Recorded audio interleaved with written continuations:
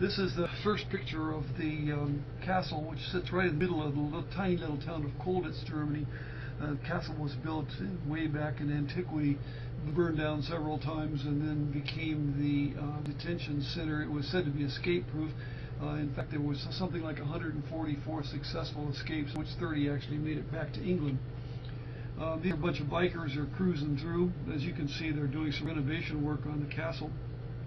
These guys were on their way to Transylvania to visit the Dracula's castle, but this is the more or less the entrance. This is the original coat of arms sitting over the entrance.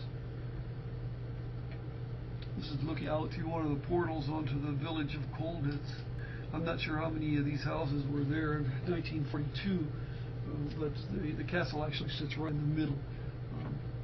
This is one of the interesting escape attempts. They actually built a glider, and they built it beyond a false wall in the castle somewhere, and it was a two-man glider, and they had a catapult situation rigged so sandbags would be dropped with a rope, and it would launch this thing. It would take off from the roof of the castle and go beyond the woods. The actual glider was destroyed, but they built a model of it, and the thing actually flew. Now we are down into the Alps, and here is a typical picture from Andermatt in Switzerland, which is one of the jumping off places for some of the Alps roads. Again, this is looking at it from a different direction. You see the mountains in the background. It's a beautiful little Swiss village. Beautiful big church in Andermatt, also very pretty, very picturesque with, of course, a cemetery in the front. And this is looking at another street view from Andermatt. Here's some of the old gravestones that go way back. Here's the inside of the church. It's really quite ornate. This is the bike that I was riding. It was a BMW rental, and the thing you see there in the center is the rider GPS system, specifically made for motorcycles. It's weatherproof and removable, and it really saved us. We were able to go virtually everywhere and not get lost, with the exception of a couple of wild goose chases that led us on because of my inability to program this thing properly. They were getting some directions from one of the locals. This is also again in Switzerland. There's Gil in his rented Harley. This is on the road now in the Swiss Alps.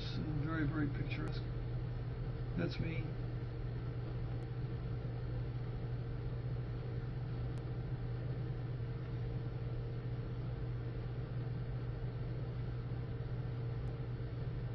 That's a repeat picture. These are pretty self-explanatory.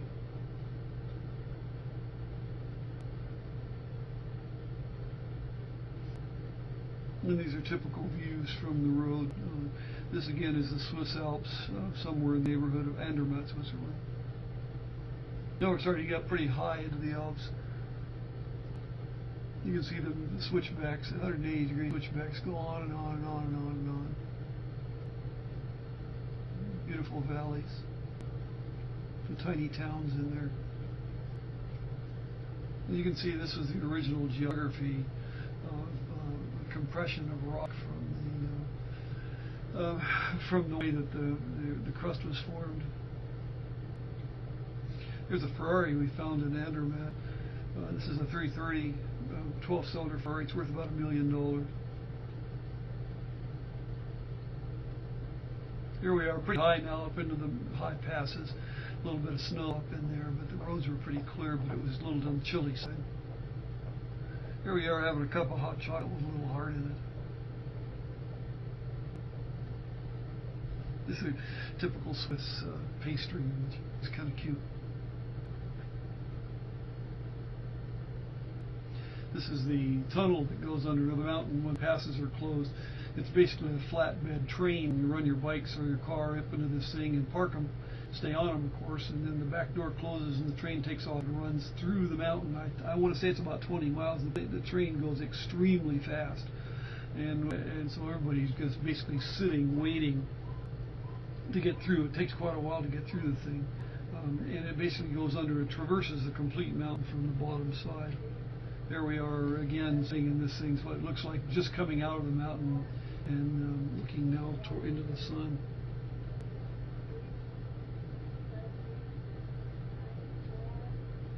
This is a castle that was actually on the road in northern Italy. I stopped and took a quick picture of it. It was just looked straight up from the road. This now is Dachau, and this was the famous gates that you see lots of pictures of, and all of the pictures of Dachau. Arbeit macht free, work makes you free. These are some of the buildings in Dachau we're walking along. This is on the right is the bunker where a lot of the torture and unpleasantness took place. Most of these pictures are self-explanatory.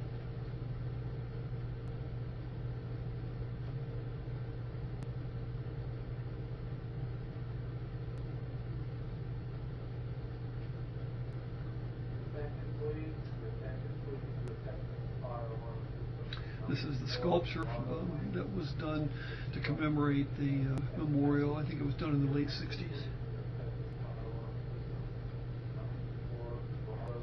Another sculpture of the Death March. This is inside the museum.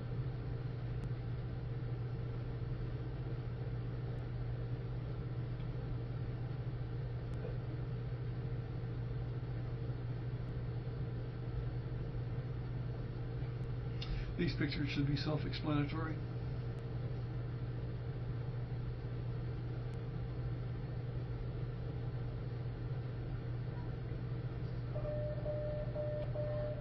This is the perimeter of Dachau with barbed wire and a moat. Again, self-explanatory. These are some of the interesting posters that were floating around in the pre-war era. And I took a picture of several of them. I thought they were quite interesting.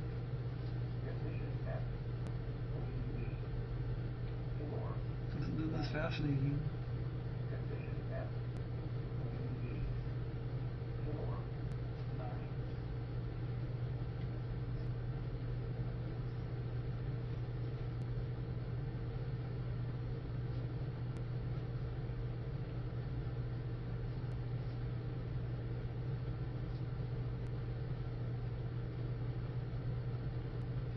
Finally, we're on our way home now, and the people in the bar didn't know how to make a martini, so Gil volunteered to make martinis for everybody in the place, and that's it.